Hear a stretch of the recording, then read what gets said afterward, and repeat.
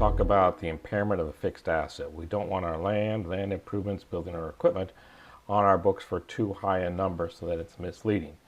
And so what we're going to do is we're going to have a two-part test, a recoverability test, and then if we fail that, then we're going to have to take an impairment loss. So let's walk through a simple example of that. So on our first day in accounting class, we learned about the historical cost principle. We said that assets go on our books at what they cost us, and then they stay there. And after that, we started to learn about exceptions. We said if we bought stocks or bonds, we'll mark those to market, so on our balance sheet for what they're worth. And we said that inventory, we'll write that down either using the lower of cost or net realizable value or the lower of cost or market value test.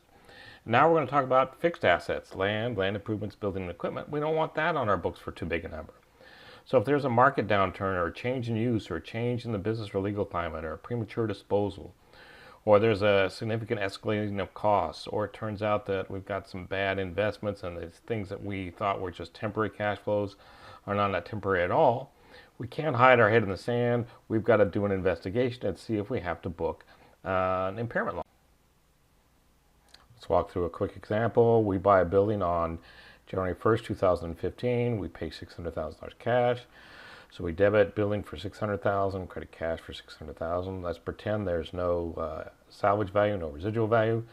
So $600,000 divided by the 20-year estimated useful life means that our depreciation is $30,000 a year.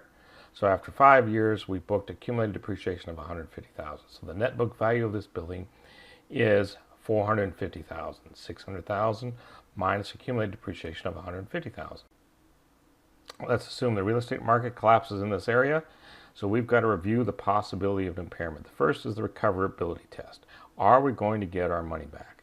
Let's assume we estimate that in the future we're going to get $25,000 a year from this building. 15 years left on the estimated useful life times the $25,000 a year means that we're going to get back $375,000. But at this moment in time, 5 years after we bought the building, the net book value of the building is $450,000. So we failed the recoverability test. We're not going to get our money back. So we have to look at whether it's time to book an impairment loss. The impairment loss will write our asset down to its fair market value. Well, one way to find fair market value is to find the present value of the future cash flows. Another way is to go to a local real estate broker and ask for his or her estimate, or to look at comparable sales in the area, or make an estimate of how much it would cost to replace this. But for now, let's just use the present value of the future cash flows. So we can use our financial calculator. We hit second, FV, that clears the time value menu, and we said we estimate we're going to get $25,000 a year. That's the payment. We think that a good discount rate for us is 6.84. That's the I. And it's going to be for the next 15 years because remember, we're looking at year 5. This 20-year building has lasted us now for 5 years. And we want to find the present value. So we're going to hit compute PV. And it tells us that building has a present value today of $230,000. So remember, this is just one way to estimate the value. Maybe a local broker told it was worth $230,000. It's on our books for a net book value of $450,000. The original $600,000 price minus $150,000 of accumulated depreciation.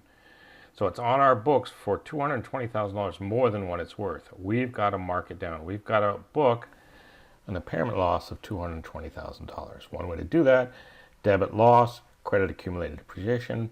But another more elegant way to do that not only books that impairment loss, but it resets the building back to what it should be, and it resets accumulated depreciation back to 0. So we'll book that $220,000 impairment loss. We'll also reset our accumulated depreciation. It had a $150,000 credit balance. We'll debit it for $150,000, so now it has a balance of 0. And we'll credit that building account for $370,000. So it originally had a $600,000 debit balance when we bought it.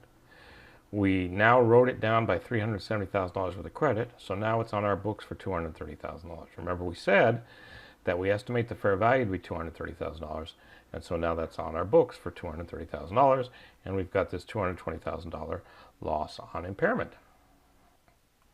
So when looking at the impairment of a fixed asset, it's a two-step test. First, I call it, am I getting my money back? It's called the recoverability test. We simply add up the future cash flows, compare those to the net book value today, and if they're less than the net book value today, we have to test for impairment. So we'll compare the fair value of the property to its net book value on our books, and we'll write it down for the difference so that after we record that impairment charge, that asset is now on our books for its fair market value.